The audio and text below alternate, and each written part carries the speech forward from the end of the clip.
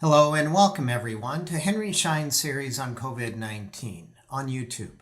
I'm Dr. Gary Severance with Henry Schein, and it's always my pleasure to welcome back Dr. David Reznik, who in this episode is going to update us on everything going on with COVID-19, the uptick in the seasonal flu, and RSV. Dr. Reznik, welcome. A good day, everyone, and thank you, Dr. Severance, for the introduction.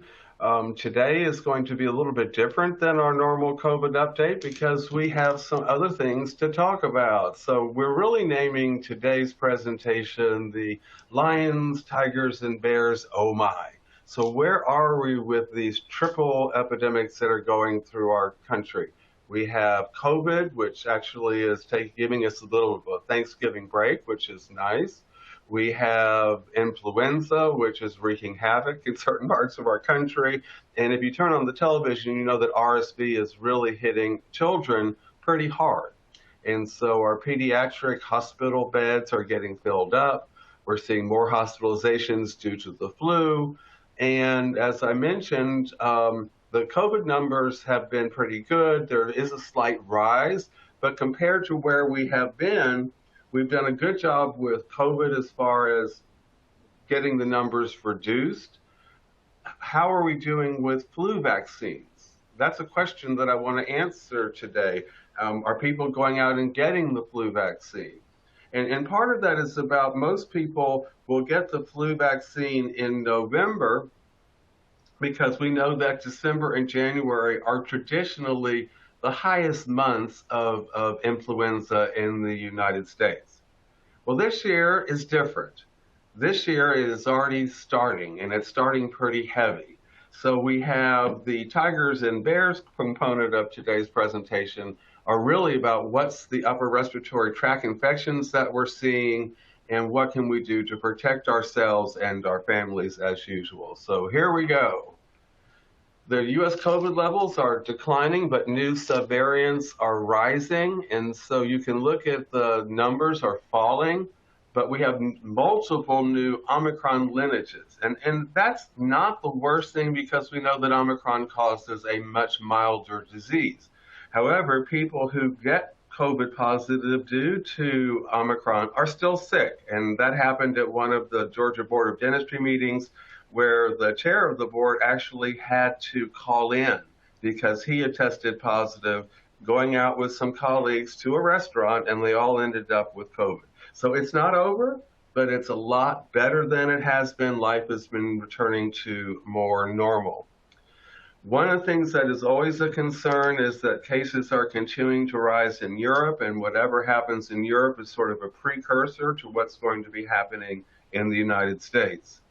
The CDC says that our 7-day average of new COVID cases decreased almost 12% when compared to the previous week. So on November 12th, we really saw a remarkable decrease of 12%, and we're doing really well with that.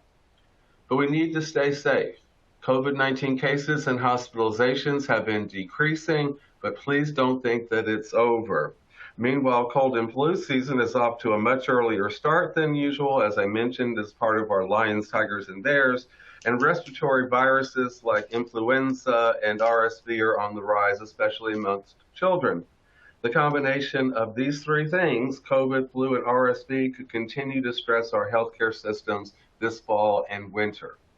And we just lost a major hospital in Atlanta that is in an urban area. So my hospital, Grady, is literally getting prepared for taking on these additional patients. We're even bringing in a mobile ICU just in case it is needed because in the past, we have really been overwhelmed by the flu, much later in the season, but truly overwhelmed by hospitalizations due to the flu. But back to COVID-19, look how fabulous this map is. Look at all the areas that are green. As of November 3rd, there were just 2% of counties or districts or territories with a high COVID-19 community level. That is remarkable compared to where we've been. 20% of the counties have a medium community level, and just a small, and then when you go to the low community level, it's the vast majority, almost 78%. So if you look at the map, you can see where you're more at risk to COVID versus not being at risk for COVID. So Georgia is doing well. Certain parts of Texas are doing well. California, we're seeing some increases, and I'll talk about that in just a minute. As of November 2nd, the current 7-day average of new cases, and this is actually in California, and daily trends to the U.S. have seen an increase. So we are seeing an uptick in the number of cases. It's not one of these big jumps that we saw in December of last year, but we are beginning to trend up. There's a total of 97 million COVID-19 cases that have been reported in the United States as of November 2nd. That is a remarkably high number. So again, the map looks good. We're having only a small proportion are having high transmission levels, and please know what your transmission level is. You can look at COVID Tracker. You can actually hit on your own county. And then, taking precautions when you're around a group is important. And we have a very important holiday coming up. This is also our Thanksgiving edition. And I think we have a lot to be thankful for because our COVID cases are going down. But in LA County, we've seen a little bit of an increase in hospitalization rising as Thanksgiving comes together. So when you can get all of these infectious diseases with influenza and RSV on the rise statewide, and there are also some increases in COVID, officials in California are urging residents to take steps to protect themselves. So this is what the information that you would give to family and friends, including wearing masks and getting the updated COVID-19 booster and flu shots. I will say the uptake of the bivalent booster has been very small, and the uptake of the flu shot has only been around 28%, and that again is very small. We really need to get people inoculated with their annual flu shot, which is mandatory in a hospital setting, and getting the COVID-19 booster, especially if you're at a population that is at risk. The winter virus season is here early, and that's with the flu all across the United States and RSV, and it's especially impacting children. We are seeing stress on clinics and hospitals that take care of children, especially infants and kids under 12. And this is from California's public health director and health officer. Kids get infected from other kids and adults, so everyone needs to do their part. Besides getting vaccinated or boosted and wearing masks, the health director urged Californians to stay home when they're sick, wash their hands regularly, and cover up when you cough or sneeze. These are things that we should be doing on a regular basis as oral health professionals. If you are sick, stay home. Wash your hands and do it like I've always said, that's the WHO way to me is better than counting to 20 because it covers all aspects of your hands, and then coughing into your elbow. I am seeing some of my infectious disease compadres in the Ponce Center actually coughing into their hands, and it's sort of fascinating that you're actually doing that. So of course I corrected them, please cough into your elbow, but hand hygiene, always important. The number one reason that people get healthcare acquired infections is the number one thing we can do to prevent that is washing our hands. Some simple thing. CDC has something called nowcast predictions, which looks at the variant proportions. And so the number that I have is from November 5th, the estimate combined with the national proportion of lineages, it's all Omicron, which again is good because it doesn't cause as severe an illness for those people who are 65 and under. There are 8 lineages designated as Omicron with estimates as BA5 when it's 4 sublineages. So what you might have read recently is that BQ.1 and BQ1.1 now are more prevalent than BA5. Well, they're really a sublineage of BA5, just so you get that. So when you look at some of these numbers, that BQ.1, BQ1.1, BF7, etc., these are sublineages of BA5. The other lineages that we're working at or looking at with significant proportion are BA4.6, BA2.75, BA2.752. So we're constantly seeing these little changes happening to the Omicron variant. And if you listen to this series in the past, as long as a new variant doesn't pop up, we're usually pretty good. It's the new variants that actually cause the problem, not subvariants of something like Omicron. So we're still in a pretty good place when it comes to COVID. This is the map that sort of shows you how the variant proportions have changed over a period of time. When looking back to August of this year, you can see BA5 was by far the most predominant, and with BA4 having a big chunk of what was going on. If you look at where we are now, you can see that BA5 has dropped significantly, but its two sublineages, BQ.1 and BQ.1.1, are now the most prevalent variants that we are seeing. So that is something that just if you get the booster, you are covered. And that's something that I'm getting ready to do. I'll be honest, I haven't done it. I am going to do it this coming Friday. And the reason I'm waiting is that I'm understanding from some people that they're getting, it's sort of knocking them down, meaning that they're having, feeling poorly the next day. That means that it's actually working, that you're getting a really good response. It doesn't mean if you don't have bad symptoms that it's not working, but when you do get these knock you on the ground, I don't feel good, need to rest, you're tired, you're achy kind of symptoms after the booster, it means your body is actually forming antibodies. And so that's important. It lasts less than 1 day. That's why I chose to do it on a Friday, because on Saturday I am stuck in front of a television anyway, watching SEC football. CDC is now tracking a new variant, BN.1. It's the latest new variant on the rise. And so they're constantly looking at these variants. And now 4.3 of new COVID-19 cases are now linked to this new variant, according to nowcast estimates.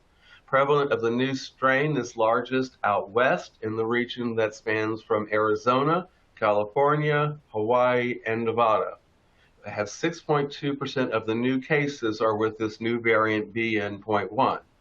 HHS Region 9, which has been falling since September, has begun to inch up again. Hospitalizations have begun to inch up again. The CDC has said on a Saturday at a webinar hosted by the Infectious Disease Society of America, BN.1 is estimated to be doubling proportion roughly every 2 weeks in the country. So that's something we really need to keep an eye on. What is the seriousness of the disease if you get BN.1? And how is it managing? I am very blessed because the president of the Infectious Disease Society of America is a colleague of mine who works at Grady Health System. He was a fellow in the infectious disease program when I was seeing these patient population in the 1980s. He is now the Emory Dean at Grady, and again, professor or president of the Infectious Disease Society of America, so I can just pick up the phone and call Carlos Del Rio and say, what is going on and how worried should we be? Right now, this is just a little bit of a notice. We found something new. It's infecting people out west. How is it going to impact the overall pandemic that we've seen these last several years? Our vaccinations, we've done really good. In 2020, we had a high level of vaccinations. This looks at the dates when people did get vaccinated. You can look around Thanksgiving last year. There was a boost in vaccinations because people were getting ready to be around family. Remember, when you get vaccinated, your antibodies do not form immediately. It takes a period of time. So we would normally want to see a boost in vaccination status before the Thanksgiving holiday. So we really only have less than a week. So please try to get your booster if you're going to be around elderly family members, if you're going to be around small children. The whole goal is to make sure what I've been talking about for 2.5 years is to keep yourselves and your families as safe as possible. And that way, also, it translates to your work environment because we don't want to have people out. And the big rule, if you are sick, it's really important to stay home. The only time I have ventured out because I did get the flu, and I'll talk about that, I wore an N95 to get to the Georgia Board of Dentistry meeting because it was a very important meeting and I needed to be there. Outside of that, I was home the rest of that week. So I got the flu on Monday. That meeting was on Friday, and it was all about how can I get healthy enough to get to the meeting. Never took my N95 off. I had hand sanitizer right by me for anything that was going on, and gratefully no one got the flu that was around me. As of November 2nd, 641 million vaccine doses have been administered. 80% have at least one dose. And one dose doesn't get it done. We all know that no matter what manufacturer, whether it's an mRNA vaccine or the new protein-based vaccines, you need to get 2 doses to build up your antibody level. So 80% is getting 1 dose, as I've said before, doesn't mean a whole lot. About 68.5% of the U.S. population have completed the primary series, and that is important. That means they did get both shots and they have a certain level of protection. But if you've been following the science, the mRNA vaccines don't last a year. At 6 months, they start to teeter down, which is why we're having these boosters on a more frequent basis. The goal of the research that's coming out now that we're looking for new vaccines, we're looking for an annual booster. Just like you get an annual flu shot, can we have an annual booster so you get one thing? Some of the companies are actually looking at combining the two so you can get one shot, get both of your vaccines, and be covered. That's not available yet for this winter season, but hopefully will be available for next Thanksgiving and Christmas and Hanukkah and all of the different holidays where we all get together. So there is progress being made. Moderna presented their data on their bivalent BA.5 booster, which showed a solid 5 to 6-fold increase in neutralizing antibodies as compared with the original strain booster, the historical controls. The range was 5.1 to 6.3, refers to whether or not the group had prior COVID infection, 6.3-fold for those who did not have COVID. There are a group of us that avoided COVID, and so getting the booster is going to increase my neutralizing antibodies to make sure that I do not get that other disease. Having the flu was enough for me. I haven't had the flu in years. I don't remember the last time I had the flu. But when we get to that part, I'll literally start with a story a little bit now. Grady does biometrics every year, and so we look at our weight, our blood pressure, our hemoglobin A1C, things of that sort, and your flu shot. And so I got my flu shot when the biometrics was here. Regretfully, the flu was already in my house. And so I ended up being, taking care of my spouse, and during that period of time, I got the flu. I did not have enough time to build up antibodies. So remember, even for the flu vaccine, it takes a couple weeks to get for antibodies to be present. For COVID, it takes a couple weeks for these antibodies to be present. So my request is before Thanksgiving, before you travel and you're around family, please try to get your booster done. It was a large assessment. It's included over 500 adults, with most of a broad range between the ages of 19 and 89. It also included a small study of 40 participants that demonstrated a robust response of neutralizing antibodies to BQ.1.1. That is actually really important because that's becoming one of the most dominant variants that we're seeing today. In aggregate live virus assays, results have provided compelling evidence of getting the added immune protection the bivalent booster provides. Unfortunately, more than 70% of senior Americans aged 65 plus have yet to get a booster. No less people that are younger, even smaller amounts of younger people. I'm at 64.5, so I'm pretending I'm 65 now, especially after that bout with the nasty flu. So yes, I am going to get the booster this week. We are in a good place right now, and that is where we should really focus. This is a time of optimism when it comes to COVID, but it's not wise to let our guard down, emphasizing the appropriate use of masks, ventilation, and the need to get boosted. So yes, this is not what it was last year. COVID is not what it was, especially the year before. We are in a really good place. Let's maintain being in that good place. Our hospitals honestly can't take another rush, and we already know that flu season and RSV are overwhelming our pediatric hospitals. They're overwhelming some of our public health hospitals, so we have to do what we can to protect ourselves and others. So the recommended routine infection prevention and control during the COVID pandemic, establish a process where everyone entering the facility is aware of recommended actions to prevent transmission to others if they have any of the following three criteria. A positive viral test for SARS-CoV-2. I did at-home testing. I wanted to make sure that I didn't have COVID when I started feeling ill. When my spouse wasn't feeling well, I started doing COVID testing. I did it every other day for both of us while this was going on, and it remained negative. If they have symptoms of COVID-19, again, they should probably stay home. Close contact with someone with SARS-CoV-2 infection for patients and visitors, or at a higher risk for exposure, which is us. So again, I am not changing what we do when we're seeing our patients. We're still using our extraoral aerosol AEGIS units. We are still using our portable HEPA filtration. We're still using N95s for any aerosol generating procedure. We are following all the recommendations that the CDC came out when COVID was really bad. And now what I'm looking at is, okay, I have people that might be asymptomatic with COVID that are coming in for care. I might have people who are asymptomatic for the flu because 2 days before you actually have symptoms, you're already contagious for the flu. So I don't want my staff, my patients, and people who come into my program having to be concerned. So we take every possible precaution to ensure that we are providing the safest dental visit. And I think that's what we want to do. Source control options for our healthcare providers include a NIOSH-approved particulate respirators with N95 filters or higher. N95 is about as far as I can handle at this point.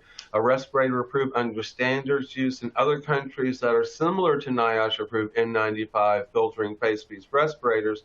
They should not be used instead of a NIOSH-approved respirator when respiratory protection is indicated. So basically what that means is if I'm just walking through the clinic, I am going to wear a KN95. If I am doing a procedure on a patient, I'm in an operatory, I have on a fit-tested N95. And remember, you have to get annually fit tested for your N95s. And that was on the 2020, they let that go. You didn't have to based on the pandemic, but it is back in force. And please have that done for yourself, for your patients, and for your family. A barrier face covering that meets the ASTM, etc. requirements, including workplace performance and workplace performance plus mask, or well-filling face mask. Remember, CDC did come up with an option. If you are asthmatic or you have mild COPD and you're a dental healthcare worker, you can wear a level 1 or level 3 mask as long as you have a face shield on and the rest of your protective equipment. I have one staff member who has bad asthma. She wears a face-fitting mask, not a respirator. She does have on a shield. She has not caught COVID, which is a blessing. Because let's be honest, she made the best cheesecake I've ever had on our clinic Thanksgiving yesterday. A sweet potato with a chocolate kind of crust. I've never had anything like it. So I ordered one for my own family. Just a little color added into today's talk. Source control options continue. When used solely for source control, any of the options that we just talked about could be used for an entire shift unless they become soiled, damaged, or hard to breathe through. If you're wearing an N95 during the care of a patient for which a NIOSH-approved respirator or face mask is indicated for personal protective equipment, such as an N95, etc., doing surgical procedures for against droplet precautions, they should be removed and discarded after patient care encountered, and a new one should be donned. Again, my staff doesn't like taking them on and off, so what they do is they put on their N95s before first patient, they put a level 1 over that, and they wear face shields. So that way they just take off the level 1 and have the face shield disinfected, and they can keep that on so it doesn't mess with hair, et cetera, et cetera. So I am fine with that. That works for our staff. They change them out unless it becomes soil. Because remember, if a face-fitting respirator N95 becomes wet, it is no longer functional. If you write on it, no longer functional. So if you're having someone with a runny nose or a lot of spittle or whatever, change it out because it won't function as well as it should. Still, I am blessed to say that no one in the oral health center, none of the residents from last year or this year, none of my staff have had COVID. And I think that is a blessing. When the community transmission levels are high, and it's very small right now, but source control is recommended for everyone in a healthcare setting when they are areas of the healthcare facility where they could encounter patients. So we're really talking about waiting rooms and things of that sort. Healthcare professionals could choose not to wear source control when they're in a well-defined area that are restricted from patient care. Staff meeting rooms, break rooms, if they do not otherwise meet the criteria described below. When SARS-CoV-2 transmission levels are not high, healthcare facilities can choose not to require universal source control. However, even if source control is not universally required, it remains recommended for individuals in healthcare settings who, 1, have suspected or confirmed SARS-CoV-2 infection or another respiratory infection or symptoms of it, such as a runny nose, cough, and sneeze, had close contact with a high-risk exposure with someone who has SARS-CoV-2, and reside or work in a unit of an area that's having a SARS-CoV-2 outbreak. Since it's low, we still are going to use, we're a hospital-based program, so when you enter the program, you have to have a mask on. When you're in our waiting room, which is large, you have to have a mask on. For our staff, we're still doing full N95, but we go into the break room, a level 1 is fine. When we're eating, of course, masks can come off. But even when I have my regional day, we still wear masks when we're in a group setting. That is my choice. That is because I'm a little over the top, but I want to make sure that my residents, faculty, staff, etc., stay healthy. So we are having a bit of a Thanksgiving break, which is just a blessing. The WHO reports that 90% drop in world of COVID-19 deaths since February. The Director General Tedros said last week just over 9,400 deaths were linked to coronavirus that were reported to the WHO. In February of this year, he said weekly deaths had topped over 75,000.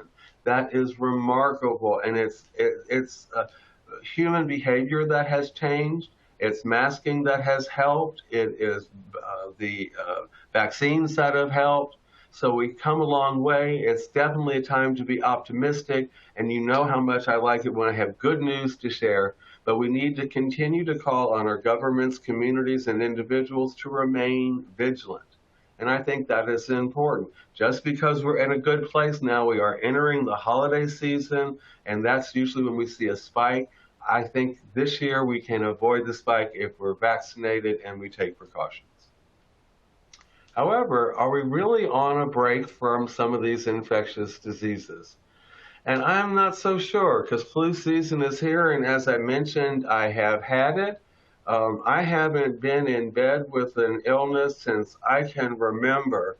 And the Monday, I came to work on Monday, I didn't feel good in the afternoon. On Tuesday, I did not leave my bed except to go to the restroom. So flu is pretty tough this year, and that's why I'm saying I'm actually admitting I'm going from 64.5 up to 65 a little earlier because it knocked me down, and I don't want that happening to you. The latest data from the CDC's flu report shows extraordinarily high numbers of positive flu tests reported to the agencies from labs around the United States. As of earlier this month, 14,000 positive flu tests have been reported. And when I show you the chart in a minute, on orange, that's what you've seen before, that's more than 12 times the number reported at the same time in 2019. Flu levels were small in 2020 and 21 because we were still worried about COVID and we were taking all those precautions. We were washing our hands more. We were masking more in crowds. And we're not doing that right now. And so we're seeing a resurgence of flu, and we're seeing a resurgence of RSV. So if you look at the season comparison, the red line is where we are today. And this just shows you the previous 5 seasons for all patients when we have the number of tests that positive tests that have been reported. We're already well over that 250 mark. If you look, and that was just in October and November. If you look, flu season normally starts later. It normally starts at the end of November and really sort of hits peak in December and January. We're already higher than the peak we were in 2019 and 20. That is right before or when COVID was out, but we really weren't taking precautions at that point. It's much more severe than we were in 2018. And in 2017, flu was so bad that we actually had to bring in mobile units to handle people with influenza at the hospital. And we're a 650-bed hospital now. By the same time next year, we're going to be a 900-bed hospital. And it just gets overwhelmed with people who are older with the flu or people who are really sick with the flu.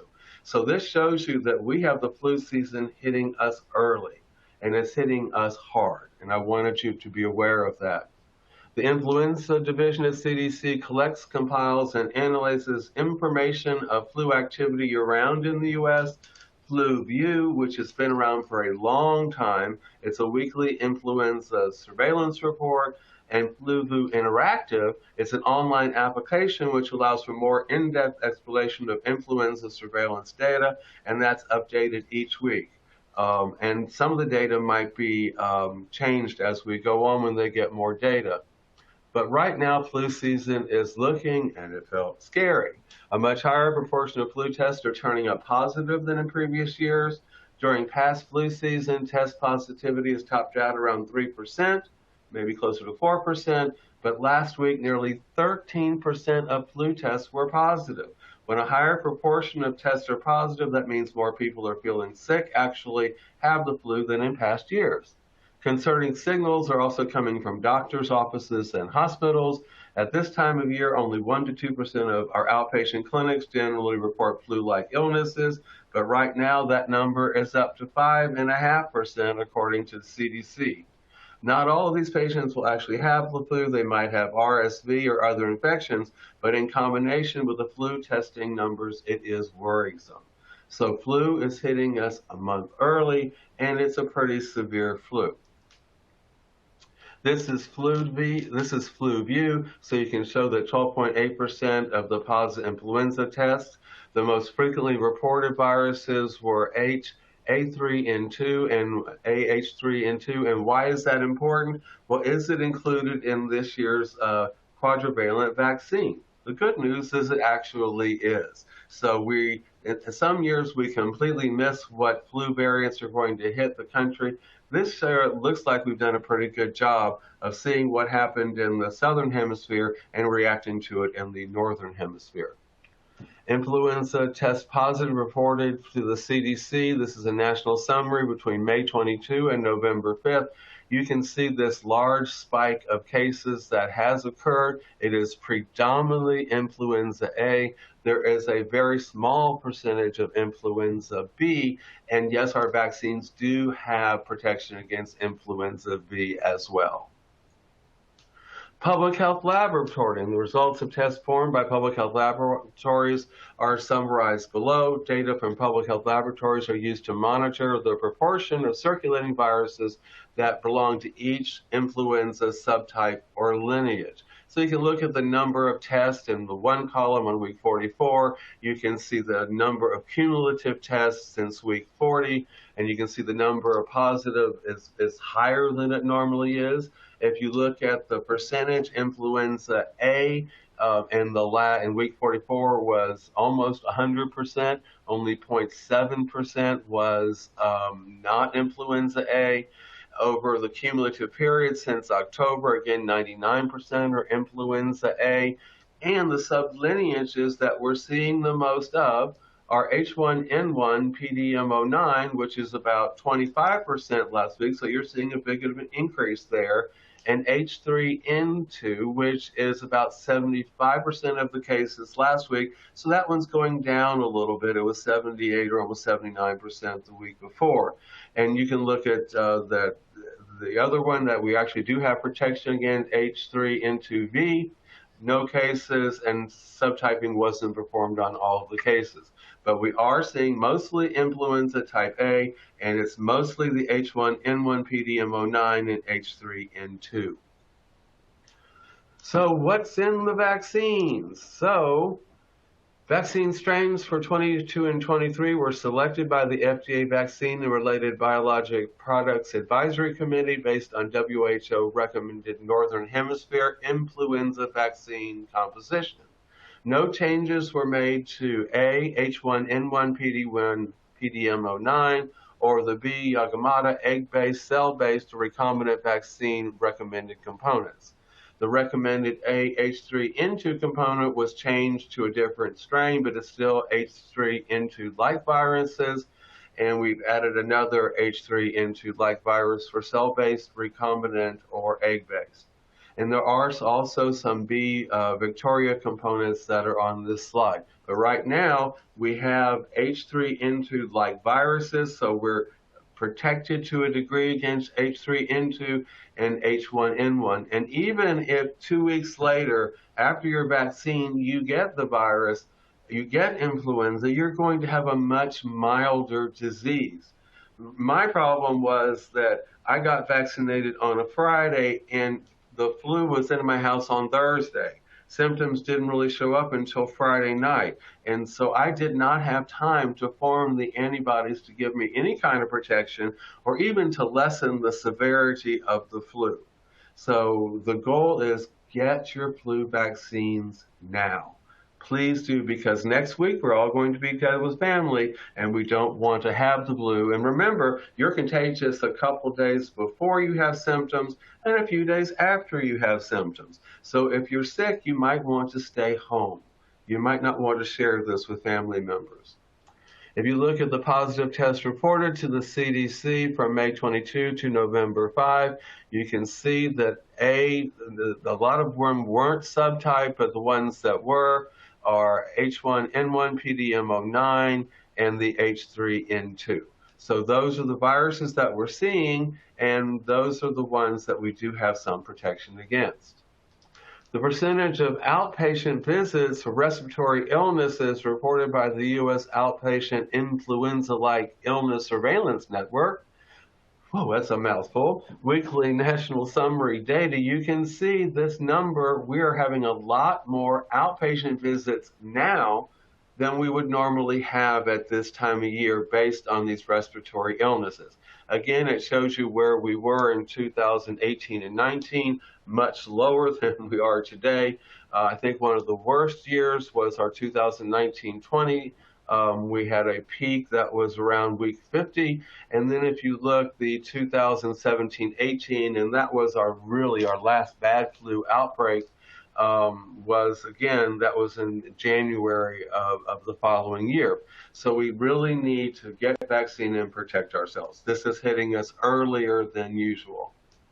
If you look at outpatient respiratory illness activity, and we can look at by states now, look at Georgia, South and North Carolina, and Alabama have very high levels. Texas is also in the very high level, and parts of the Northeast, including New York City, are a very high level of respiratory illnesses. We can see that our neighbors to the north seem to be having minimal level, which is good at this point.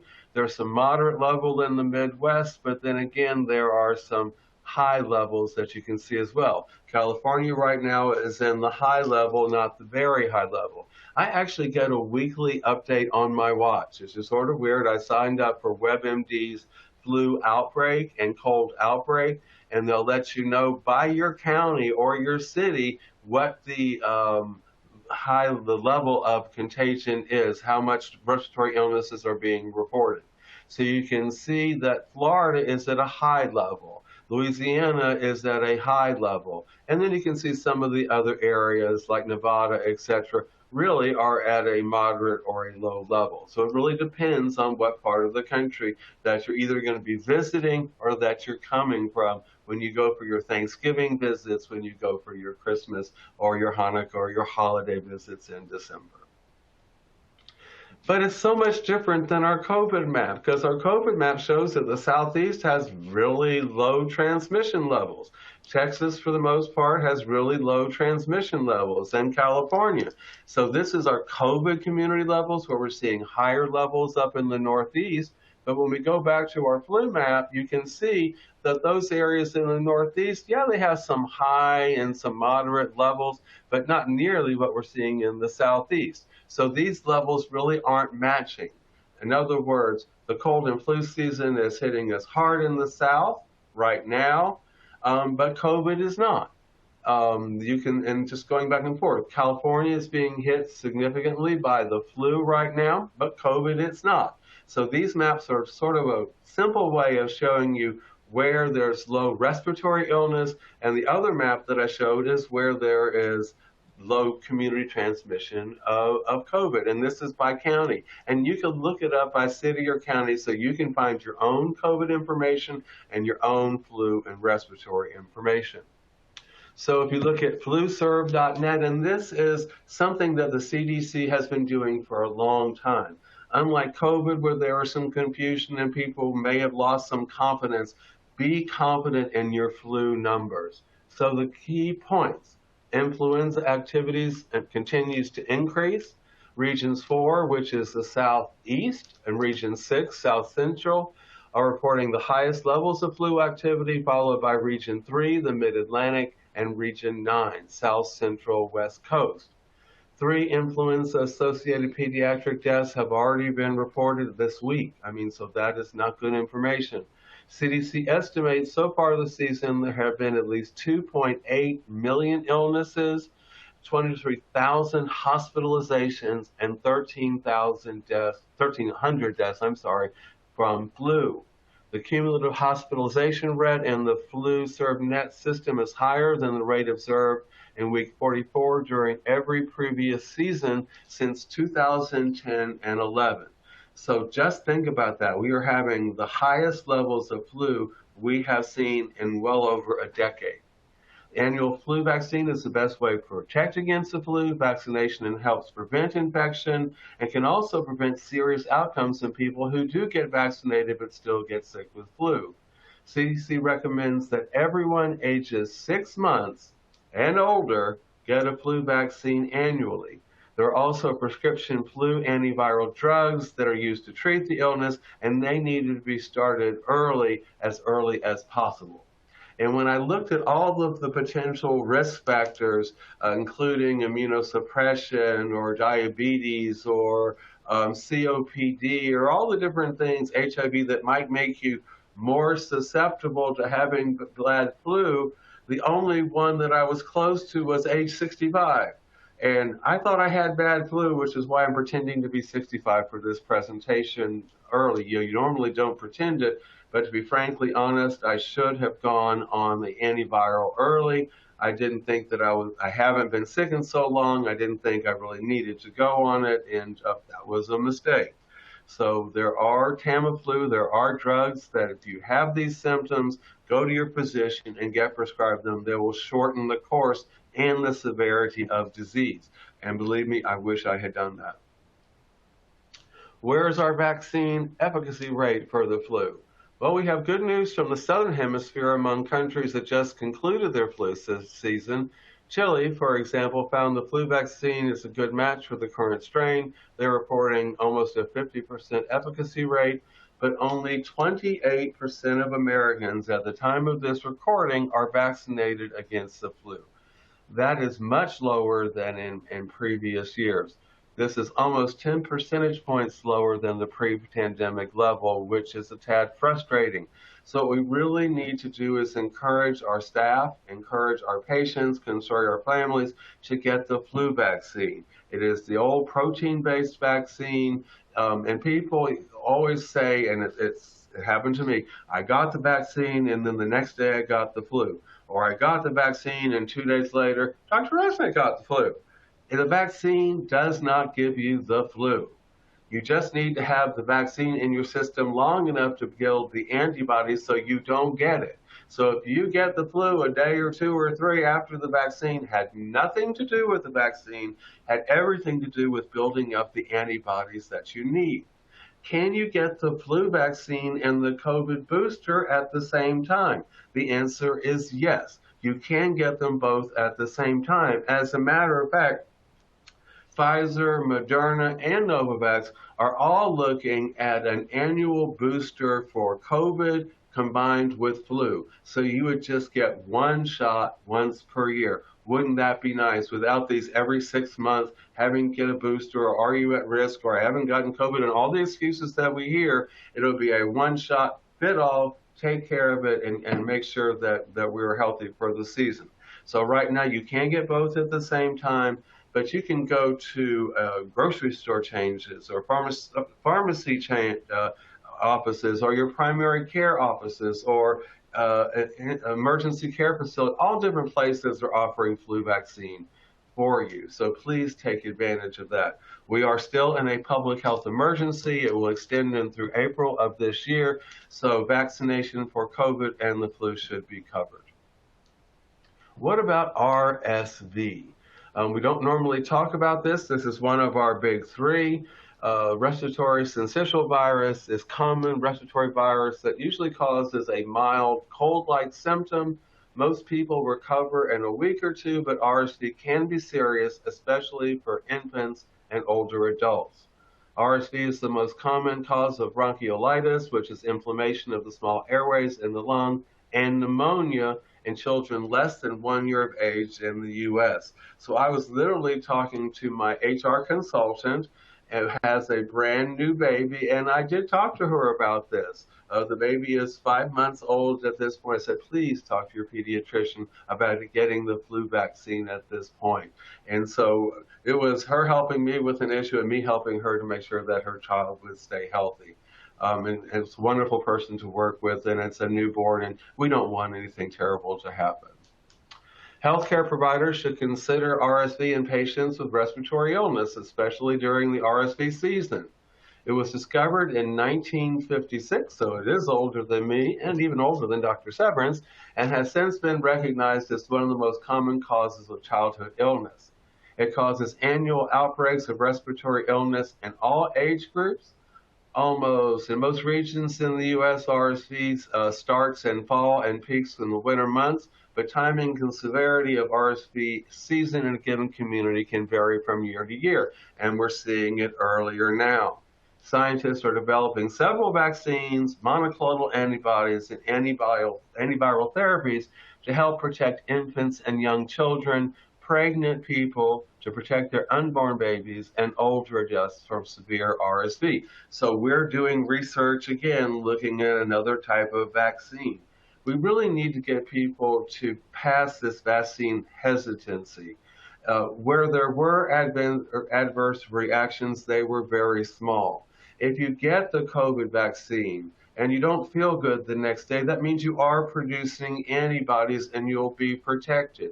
If you get the flu vaccine, make sure you have at least a week or two to build up antibodies. So it's not too late to get your flu vaccine before you travel to visit family. Every year in the United States, RSV leads to approximately 2.1 million outpatient visits amongst children younger than 5 years old, 80,000 hospitalizations amongst children younger than 5. And if you turn on the news, you know that's already hitting our pediatric hospitals very hard countrywide. 60,000 to 120,000 hospitalization amongst adults ages 65 and older, and we want to protect our older adults, and 100 to 300 deaths in children younger than 5 years old. So this is data from the CDC, who has been tracking RSV for some time. If you look at the percent positivity rate, again, if you look at antigen detection, we have reached a peak early in the United States on our percent positive. Virus isolation, the numbers are a bit lower because We don't normally check that, but look where we are looking at virus isolation now towards the end of the map. Look how the orange line, which is the virus identification or isolation, those numbers have already reached a remarkable peak this early in the season. So what's the clinical description and diagnosis? RSV infection can cause a variety of respiratory illnesses and infection in infants and young children. It most commonly causes, as I mentioned, a cold-like illness, but can also cause lower respiratory infections. Remember when we had all those calls for respirators early in COVID, that was due to lower respiratory tract infections, and it can cause bronchiolitis, like I mentioned, that inflammation and pneumonia. Infants and young children with RSV infection may have a runny nose and a decrease in appetite before any other symptoms appear. Cough usually develops 1 to 3 days later. Soon after the cough develops, sneezing, fever, and a wheezing may occur. In very young infants, irritability, decreased activity, and/or apnea may be the only symptoms of initial infection. And so you know your own children, you know what their factors are. We know when you come in for a 2-year-old dental visit or a baby dental visit, we might want to decrease some of those right now. But you can look based on your own history with your own children on their behavior and on their symptoms. And if they do have symptoms, please get them to your pediatrician as soon as possible. And older adults and adults with chronic medical conditions who get infected with RSV may have mild or no symptoms. Symptoms are usually consistent with an upper respiratory tract infection, which can include a runny nose, a sore throat, cough, headache, fatigue, and fever. Disease usually lasts less than 5 days. Well, I'm pretty sure I did not have RSV because the disease hung on for 2 weeks. Some adults, which may have more severe symptoms consistent with a lower respiratory tract infection, including pneumonia. Those that are high risk for severe illness include older adults, again, adults with chronic lung or heart disease, adults with a weakened immune system, such as the patients that I have been treating for so long. RSV can sometimes lead to exacerbations of serious conditions such as asthma, COPD, and congestive heart failure. So this should not be taken lightly. Let's get our physician side working and making sure that we all stay healthy.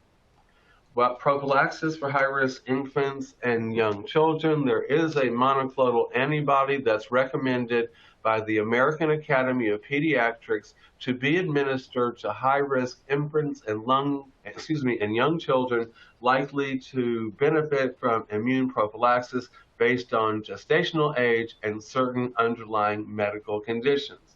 It is given in monthly injections during the RSV season, which normally starts in fall and ends in the winter in most parts of the U.S.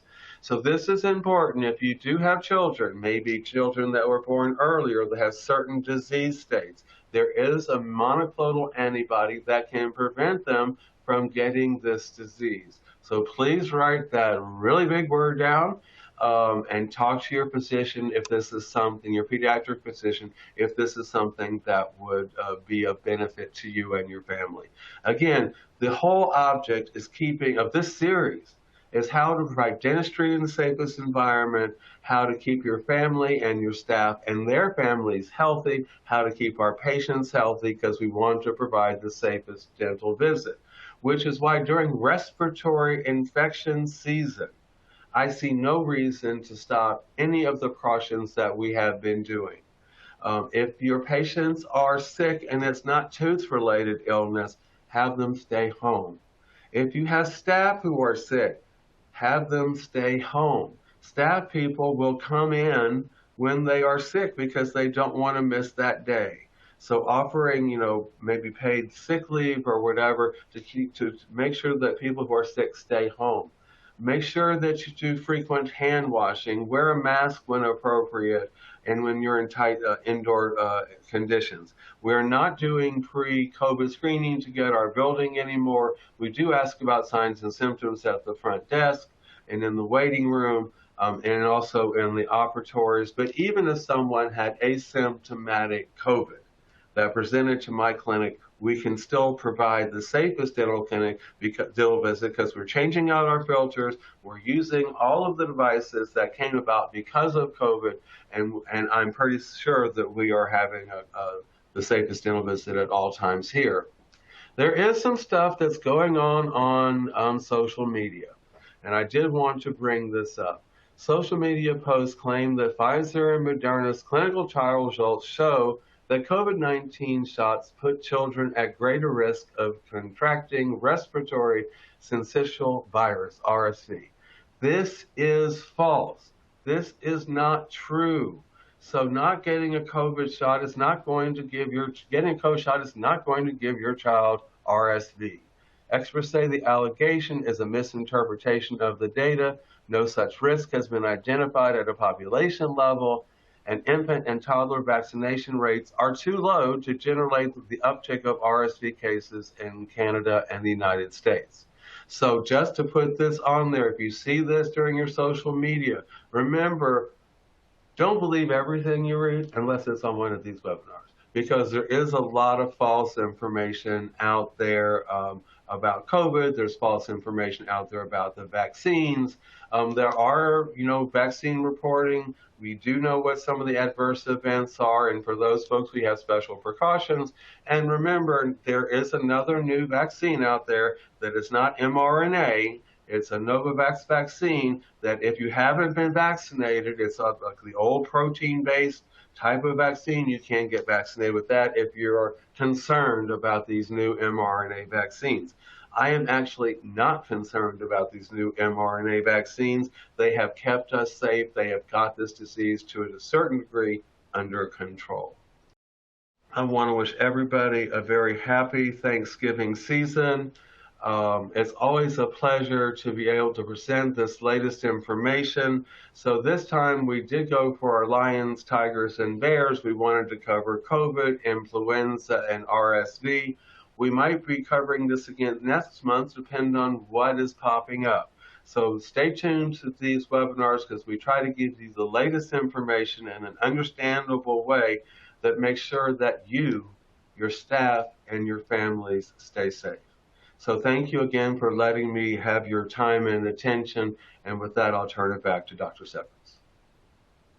Thank you, Dr. Reznik, for your continual updates. And thank you for watching.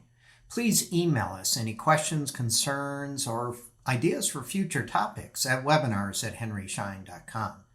And please subscribe to our YouTube page by clicking the subscribe button below and click the bell icon to be notified of any premieres. Thank you for your support and for watching. Please stay safe and stay informed.